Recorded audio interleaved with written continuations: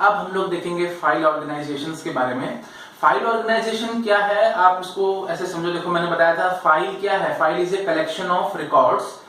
तो रिकॉर्ड्स के बीच में क्या लॉजिकल रिलेशनशिप है वो हमें फाइल ऑर्गेनाइजेशन बताती है। जैसे हम सोच सकते हैं कि रिकॉर्ड्स जो हमने फाइल में रखे हैं वो सॉर्टेड हैं या अनसॉर्टेड हैं एंड सो ऑन, ठीक है। इस टाइप से आपको सोच सकते हैं, that is file organization. Okay, तो फाइल ऑर्गेनाइजेशन हमारे पास ब्रॉडली बहुत सारी होती है, बट हमें 5 पढ़नी है।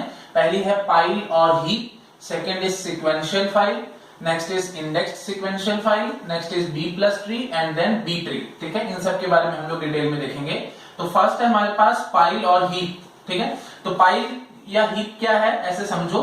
पहले तो हमें ये देखना पड़ेगा कि फाइल क्या है, ठीक है। फाइल मैंने बताया था आपको रिकॉर्ड्स है, कलेक्शन ऑफ रिकॉर्ड्स है।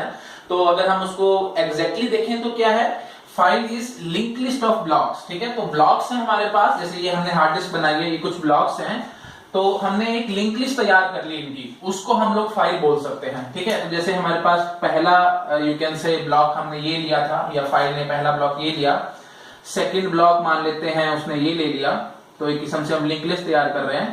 थर्ड ब्लॉक जैसे ये ले लिया, फोर्थ ये हुआ, फिफ्थ कुछ ऐसा हुआ एंड सो ऑन, ठीक है। तो फिफ्थ के बाद और कोई ब्लॉक नहीं है, तो हम ऐसे सोच सकते हैं कि फिलहाल 5 ब्लॉक्स हैं। तो कैसे भी करके मतलब हम लोग लिंक लिस्ट तैयार कर रहे हैं। ऐसा क्यों कर रहे हैं आपको समझ में आ रहा होगा, ताकि यू कैन से कि मतलब फ्रेगमेंटेशन वाली प्रॉब्लम हमारे पास कभी ना आए। जैसे अगर हम ऐसे सोचते हैं कि कंटिन्यूअस ब्लॉक्स अगर हम लोग देंगे फाइल को, तो नो डाउट हमें फायदा होगा, फाइल को रीड करने में हमें काफी आसानी होगी। मतलब जैसे हमने अभी थोड़ी देर पहले देखा था, या प्रीवियस वीडियो में हमने देखा था कि सीक टाइम लगता है, लेटेंसी टाइम लगता है, उसके बाद फिर हम लोग ब्लॉक को ट्रांसफर कर पाते हैं from hard disk to RAM. तो अगर लगातार हम लोग ब्लॉक्स को रखेंगे तो फायदा ये होगा कि एग्जीक्यूशन या यू कैन से ट्रांसफर करते टाइम हमें दिक्कत नहीं आएगी, टाइम हमारा काफी हद तक सेव हो सकेगा। पहला ब्लॉक के बाद ही दूसरा, फिर उसके बाद ही तीसरा।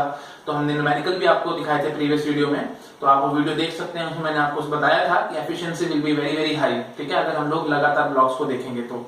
क्योंकि सीक टाइम और लेटेंसी टाइम सिर्फ एक बार लगेगा, block transfer time multiple times लगेगा, ठीक है। ओके, तो वो एफिशिएंसी हमें मिल सकती है, बट उसका नुकसान इन द सेंस ये हो सकता है कि अगर फाइल को जैसे मान लो ये यू कैन से कि 4 ब्लॉक्स ले लिए, अब उसके बाद उसको 5वां ब्लॉक चाहिए था और बाय चांस वो ये था, और अगर ये किसी दूसरी फाइल के पास हुआ तो फिर हम इस फाइल को एक्सपेंड नहीं कर पाएंगे, समझ लो। तो फाइल का साइज ग्रो नहीं हो पाएगा, तो ये बहुत बड़ी प्रॉब्लम हो सकती है। तो इसलिए हम लोग कंटिन्यूअस एलोकेशन की तरफ नहीं जाते, हम लोग लिंक लिस्ट बना के चलते हैं। थोड़ा सा इसमें एफिशिएंसी तो नो डाउट डाउन आएगी, बट कोई बात नहीं, हम वो चीज सहन कर लेंगे।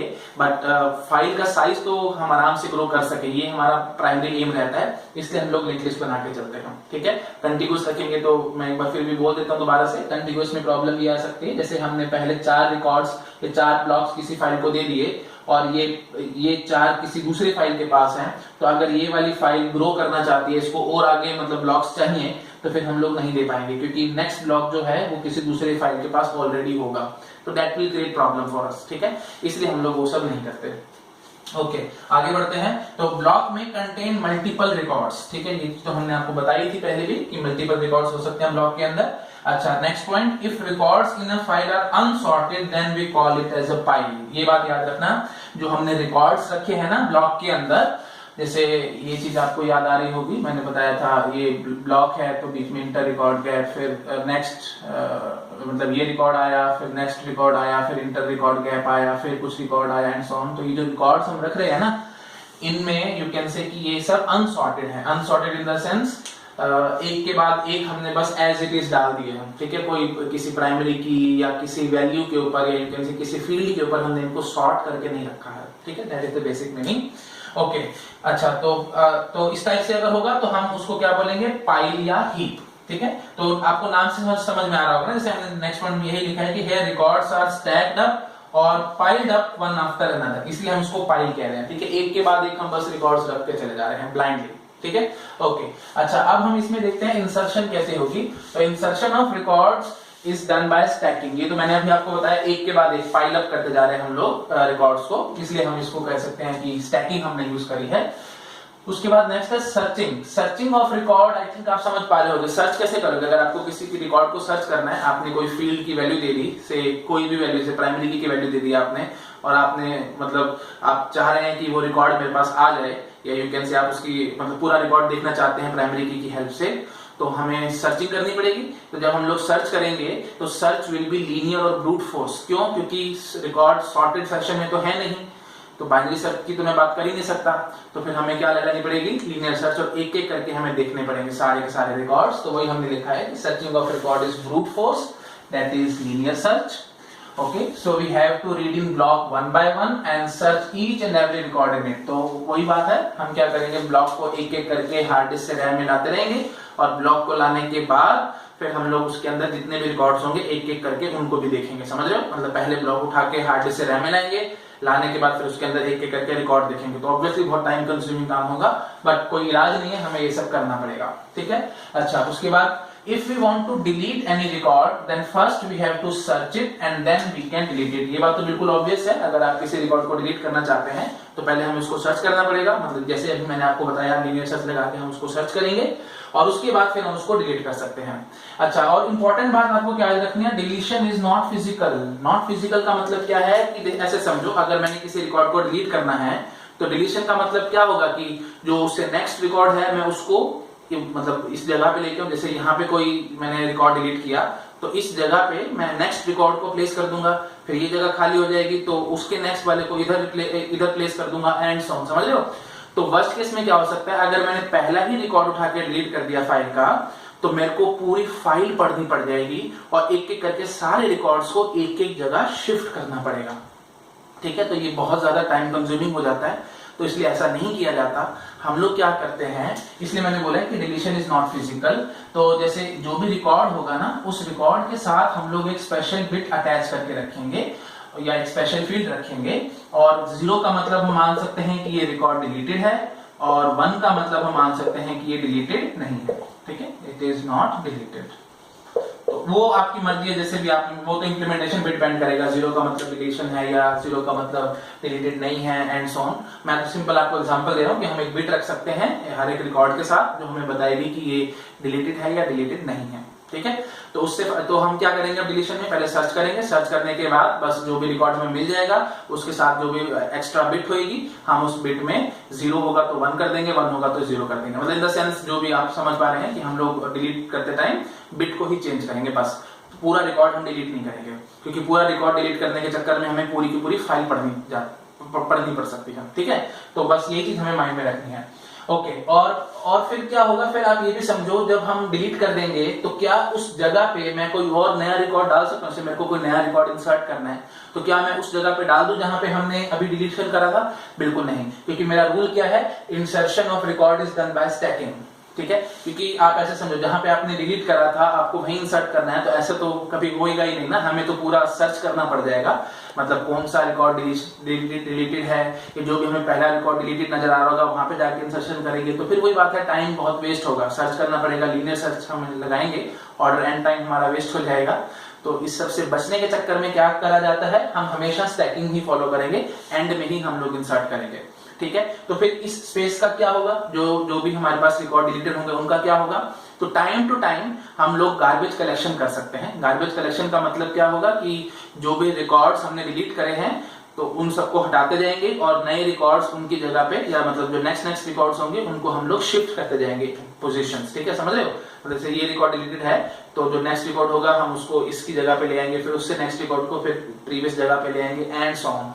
मतलब एक किस्म से इसको हम लोग रीऑर्गेनाइजेशन ऑफ फाइल भी कह सकते हैं, या गार्बेज कलेक्शन बोल सकते हैं। तो मैं लिख देता हूं, this is known as reorganisation of file, reorganisation, और you can say garbage collection. तो टाइम टू टाइम हम ये सारा काम करते रहेंगे, just to save our space. ठीक है, तो ये सब हम काम क्यों कर रहे हैं, ताकि जब काफी सारे रिकॉर्ड्स डिलीट हो जाएंगे तो उसके बाद हम ये काम करेंगे, ताकि थोड़ा सा काम हमारा आसान रहे, थोड़ी एफिशिएंसी अच्छी आ सके। ठीक है, अब हर बार अगर हम ऐसे करेंगे तो हर बार जैसे पहले एक रिकॉर्ड डिलीट हुआ तो फिर पूरी फाइल पढ़ के फिर पूरी फाइल को मैं मतलब दोबारा से राइट करूं, वो तो बिल्कुल बेवकूफी है।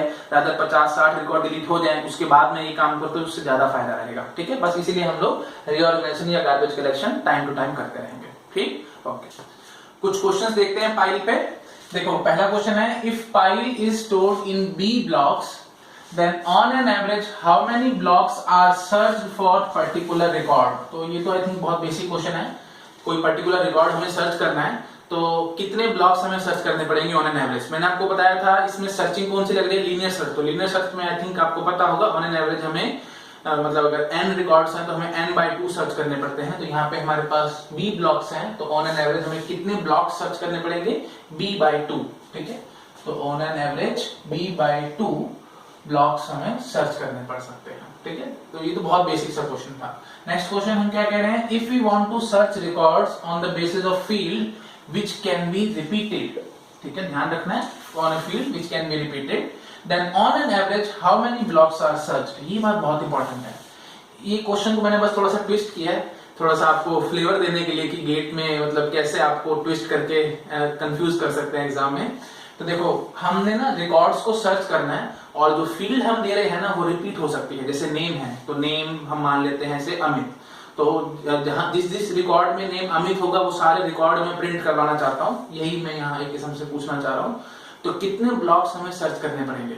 अब क्योंकि वो रिपीट हो सकता है तो एक रिकॉर्ड मिल गया तो मैं वहां स्टॉप तो नहीं करूंगा, मेरे को आगे देखना ही पड़ेगा। तो एवरेज क्या, वर्स्ट क्या, बेस्ट क्या, हर एक केस में हमें पूरी की पूरी फाइल पढ़नी ही पड़ेगी। तो इसलिए यहाँ पे याद रखना b/2 नहीं आएगा, यहाँ पे b आएगा। ठीक है, अगर हम यहाँ पे वो बोल देते हैं कि क्वेश्चन में वही गिवन है कि b ब्लॉक्स है हमारे पास फाइल के। ठीक है, हमने शायद यहाँ लिखा नहीं है, अगर फाइल के पास b ब्लॉक्स हैं तो हमें सारे के सारे blocks on an average search करने ही पड़ेंगे। यहाँ पे b/2 नहीं आ रहा, यहाँ पे b/2 क्यों है, क्योंकि मैंने यहाँ बोल दिया एक पर्टिकुलर रिकॉर्ड को सर्च करना है, तो उसके लिए तो फिर जब वो मिल जाएगा तो हम रुक जाएंगे। तो एवरेज आई थिंक सबको पता होगा b/2 ही आएगा, जैसे हम लीनियर सर्च का एवरेज केस देखते हैं, बिल्कुल वही बात है। ठीक है, ओके, क्वेश्चन 3 देखते हैं। If in pile searching is block bye block और रिकॉर्ड बाय रिकॉर्ड, ये क्वेश्चन है हमारे पास। ब्लॉक बाय ब्लॉक सर्च होता है या रिकॉर्ड बाय रिकॉर्ड सर्च होता है। ब्लॉक बाय ब्लॉक को हम लोग बोल देंगे block search, record by record को बोल देंगे हम लोग रिकॉर्ड सर्च। तो यहाँ पे याद रखना हम रिकॉर्ड सर्च करते हैं, मतलब रिकॉर्ड बाय रिकॉर्ड चलते हैं, क्योंकि मैंने आपको क्या बताया था, ब्लॉक पहले हार्ड डिस्क से उठा के हम रैम में लेके आएंगे और ब्लॉक लाने के बाद हम एक एक करके सारे रिकॉर्ड्स उसके अंदर चेक करेंगे, क्योंकि वो सॉर्टेड तो है नहीं। ठीक है, अगर सॉर्टेड होते सपोज करो तो हम क्या कहते हैं, ब्लॉक लेके आते from hard disk to RAM, और रैम में लाने के बाद हम पहला ब्लॉक देखते और लास्ट ब्लॉक देखते और देखते कि क्या मतलब यू कैन से कि जो गिवन हमें जो भी इंफॉर्मेशन है क्या वो इन फर्स्ट और लास्ट के बीच में लाई करती है, तो हम इस ब्लॉक के अंदर सर्च करेंगे, अदरवाइज हम इस ब्लॉक को डिस्कार्ड करके नेक्स्ट ब्लॉक उठा के ले आएंगे। तो समझ रहे हो, वहां पे मैं कह सकता हूं कि ब्लॉक बाय ब्लॉक सर्च हो रही है। जैसे अगर सॉर्टेड फैशन में होते सारे के सारे मेरे पास रिकॉर्ड्स, तो हम क्या करते कि जो भी फील्ड की वैल्यू हमने दी है तो हम उस फील्ड की वैल्यू को जैसे पहले टपल के अंदर या पहले रिकॉर्ड में देखेंगे, अगर हम ब्लॉक लेके आए हैं तो पहला रिकॉर्ड देखेंगे और लास्ट रिकॉर्ड देखेंगे। अगर उनके बीच में लाइक करनी होगी तो मैं उस ब्लॉक के अंदर के रिकॉर्ड्स को फर्दर सर्च करूंगा, अदरवाइज मैं उसको डिस्कार्ड करके नेक्स्ट ब्लॉक उठा के ले आऊंगा। तो मतलब हर एक ब्लॉक के लिए मेरे को सिर्फ 2 कंपैरिजन करने हैं और हम 2 कंपैरिजन करने के बाद डिस्कार्ड उसको आराम से कर सकते हैं। तो वहां पे मैं बोल सकता था कि ब्लॉक बाय ब्लॉक सर्च चल सकती है, बट फिलहाल यहाँ पे तो अनसॉर्टेड है तो मैं यहाँ पे ब्लॉक बाय ब्लॉक सर्च नहीं कहूंगा,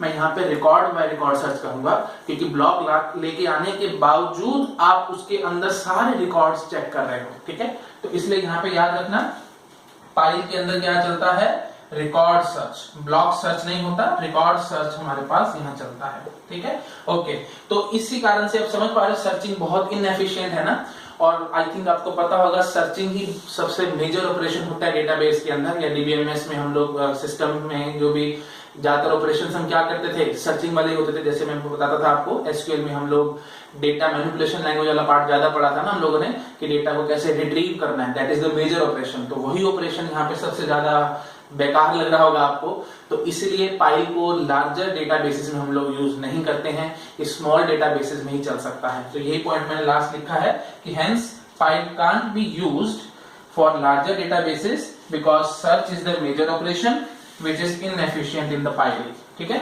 ओके।